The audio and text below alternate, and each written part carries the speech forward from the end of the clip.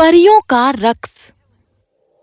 Cornwall सल्तनत में काफी अरसा पहले गंप नाम की एक छोटी पहाड़ी में तिलिस्मी मखलूक रहते थे, या इस तरह की अफवाहें थी। वहाँ रहने वाले बुजुर्ग खातून और मर्द अक्सर किस्से सुनाया करते थे कि कैसे चांदनी रातों में परियां अपनी मस्ती में रक्स करती थीं, और कुछ गिने चुने खुशनसीब इंसान जिन्होंने ये नजारा देखा था उन्हें नायाब तोहफे मिलते थे।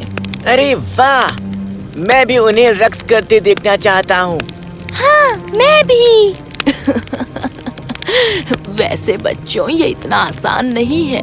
कहते हैं कि अगर परियों की मंजूरी हो तभी आप उन्हें देख सकते हैं, और वो तभी नुमाया होते हैं जब सल्तनत में सभी लोग गहरी नींद में सोते हैं, वो भी देर रात तक। काश किसी दिन वो मुझे भी देखने की इजाजत दे। अब चलो सोने चलते हैं। ठीक है बच्चों।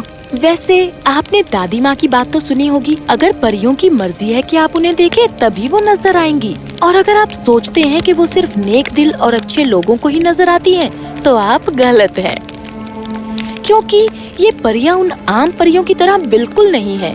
वैसे आपको जल्दी ही पता चल जाएगा। अगले दिन एक लालची बुजुर्ग इंसान कॉर्नवॉल में दाखिल हुआ।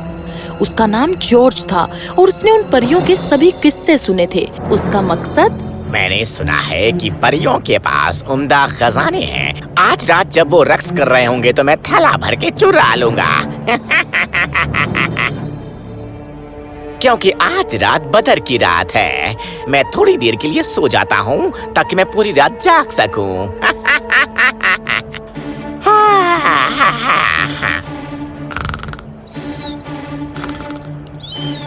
और उस बदर की रात जब हर जगह खामोशी थी, वो चुपके से गंप की ओर निकल पड़ा। जैसे ही वो करीब पहुंचा, उसे पहाड़ी के अंदर से आती हुई दिलकश मौसीकी सुनाई दी। गाने की ताल कभी धीमी और सोफी होती थी और कभी तेज और खुशनुमा, और वो गाना दिल को इतना छू लेने वाला था कि देखते ही देखते उसके पाँव अपने आप थिरकने लगे। क्या मेरे जिस्म पर मेरा काबू क्यों नहीं है? और फिर उसके हाथ हिलने लगे। ऐसा लग रहा था जैसे कोई जादुई ताकत की वजह से वो गोल गोल घूम रहा था, पर इसके बावजूद उसने खुद को काबू कर लिया। मुझे होशियार रहना होगा। अचानक कुछ टूटने की आवाज आई और उस छोटी पहाड़ी से एक दरवाजा खुला, और देखते ही देखते सब कुछ रंगीन रोशनी से चमचमाने लगा। घास के हर पत्ते पर छोटे छोटे दिए टंगे हुए थे, और हर एक दरख्त और झाड़ी तारों से चमक रही थी। वाह! उस पहाड़ी के अंदर से जिन्नात की एक फौज निकली और लग रहा था जैसे वो रास्ता साफ कर रहे हों। फिर उनमें से निकले कुछ परी मौसीकार जो हर तरह की मौसीकी का आला बजा रहे थे, और इनके पीछे आ रहे थे एल्फिन सिपाही जो झंडे लेकर जा रहे थे। जरा देखो तो इन्हें, ये कितने अदने हैं। अगर ये मुझे परेशान करेंगे तो मैं आसानी से इन्हें उठाकर अपनी जेब में डाल लूंगा। उस पहाड़ी से फिर आए एल्फिन नौकर जो सोने और चांदी के घड़े लेकर जा रहे थे, और गधा जो हीरे, याकूत, समजा और बहुत सारे कीमती जवाहरात से बने थे।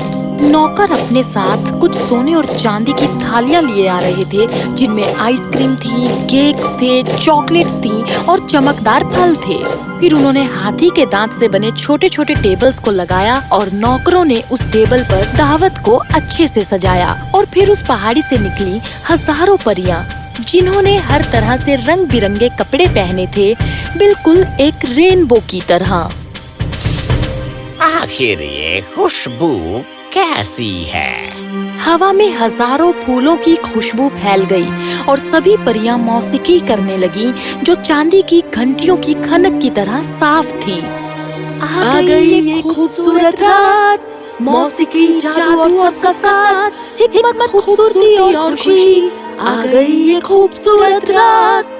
और जब वो गा रहे थे, उसी पल पहाड़ी से निकले परी बादशाह और उनकी मल्लिका। जब भी वो अपने पंख फड़फड़ाते तो उनके रंग बदल जाते। सभी परियों ने बादशाह और मल्लिका को रास्ता दिया। वो जाकर अपनी कुर्सी पर बैठ गए। आ गई ये खूबसूरत रात, मौसीकी, जादू और सबका साथ, हिकमत, खूबसूरती और खुशी। आ गई ये खूबसूरत रात। तो दावत शुरू की जाए। Oh yeah! Oh yeah! अब एक खुशनुमा मीठी सी धुन बजने लगी और सभी एल्व्स, जिन्नात और परियां रक्स करने लगे। ये नजारा इतना कमाल का था कि जॉर्ज भूल ही गया कि वो वहाँ पर किस लिए आया था और गाने की धुन पर नाचने लगा। पर अचानक वो उस बेखुदी से बाहर आ गया। मुझे ध्यान रखना होगा। अब वक्त आ गया है। वो लोग रक्स करने में मशगूल हैं। अगर मैं सिर्फ चुपचाप बिना देखे बादशाह की मेज से होकर निकल सकूं तो मैं उस पहाड़ी से काफी सोना चुरा सकता हूं, जिससे मैं उम्र भर के लिए रईस हो जाऊंगा। और इसी लालच के साथ वो नीचे झुका और बहुत ही धीरे धीरे उस पहाड़ी के दरवाजे की ओर बढ़ने लगा, जहाँ से वो तिलिस्मी मखलूक आ रहे थे।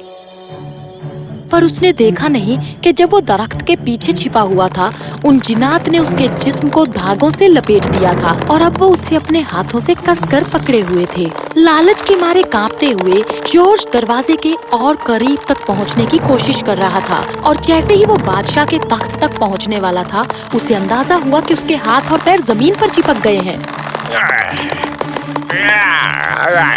एक बुजुर्ग लालची इंसान यहाँ आया इस उम्मीद से कि बिगाड़ देगा हमारा प्लान। एक बुजुर्ग लालची इंसान यहाँ आया इस उम्मीद से कि बिगाड़ देगा हमारा प्लान। और जैसे ही मौसीकी और बढ़ने लगी, वो तिलिस्मी मुखलक बिना फिक्र के रक्स करने लगे। जॉर्ज को ये अंदाजा हुआ कि छोटे छोटे जिन्नात उसे उठा कर ले जा रहे हैं। नहीं नहीं नहीं, मुझे जाने दो। वुर्र वुर्र वुर्र उसे आवाजें सुनाई देने लगी, जैसे मधुमक्खियां उसके कानों के पास से गुजर रही हों। और अचानक सर से पांव तक उसे अपने जिस्म पर हजारों सुइयों जैसी चुभन महसूस हुई। और इससे पहले कि वो कुछ कर पाता, उसे पीठ के बल गिरा दिया गया। उसके हाथ सीधे ऊपर खिंचे हुए थे और उसके हाथों और पैरों को सोने की जंजीरों से जकड़ा गया था। नहीं नहीं नहीं। पर किसी ने भी उसे बिलखते हुए नहीं सुना, क्योंकि वो रक्स करने और मौसीकी में मशगूल थे। जो मौसीकी हम कर रहे हैं, हम उससे बेखबर हैं। एक दफा आपने हमें देख लिया तो जिंदगी पूरी तरह बदल जाए। एक बुजुर्ग लालची इंसान यहाँ आया इस उम्मीद से कि बिगाड़ देगा हमारा प्लान। एक कदम दाईं ओर और एक कदम बाईं ओर, हम गाएं ऐसे गाने जो फैल जाए चारों ओर। एक बुजुर्ग लालची इंसान यहाँ आया इस उम्मीद से कि बिगाड़ देगा हमारा प्लान। उन्हें रक्स करते देख बादशाह और मल्लिका ने भी उनका साथ दिया और जॉर्ज को नजरअंदाज कर उसे उसके हाल पर छोड़ दिया। खौफ के मारे कांपते हुए जॉर्ज वहीं पड़ा रहा और एक जिन उसकी नाक पर बैठकर हंसने लगा। हटो मेरे ऊपर से। पर उस जिन को मजा आ रहा था। गाने पर रक्स करते हुए उस जिन ने शहद की एक छोटी शीशी को खोला और उसे जॉर्ज के मुंह में डाल दिया और वो कुछ बोल नहीं सका। चलो चलो चलो, सुबह होने वाली है। चलो चलो चलो, सुबह होने वाली है। चलो चलो चलो, सुबह होने वाली है। चलो चलो चलो, सुबह होने वाली है। और इसे एक इशारा मानते हुए जिन्नात की फौज, रक्स करती हुई परियां और एल्व्स और बाकी सारे जिन अचानक रुक गए और तेजी से उस पहाड़ी के दरवाजे की ओर दौड़े, जो फौरन बंद हो गया, जैसे वहाँ कभी वो था ही नहीं। और जहाँ तक जॉर्ज का सवाल है, वो उन्हें दोबारा नहीं देख पाया और इस बात से उसे खुशी हुई। और जैसे ही सूरज गुरूब हुआ, उसने देखा कि वो मकड़ी के जालों से बंधा हुआ था, जो ओस की बूंदों से ढके थे और हीरो की तरह रोशनी से चमक रहे थे। उसने खुद को आजाद किया और खड़ा हुआ। वो गीला था और ठंड और शर्म के मारे अपने घर चला गया। आप इस बात पर यकीन कर लें कि उसने दोबारा परियों के खजाने को चुराने के बारे में सोचा तक नहीं। और जहाँ तक परियों का सवाल है, वो अब भी बदर की रात को बाहर निकलती हैं और दिल खोल कर रक्स करती हैं। अगर आप खुशनसीब हुए तो उन्हें देख पाएंगे, पर ध्यान रहे आपके इरादे नेक हों।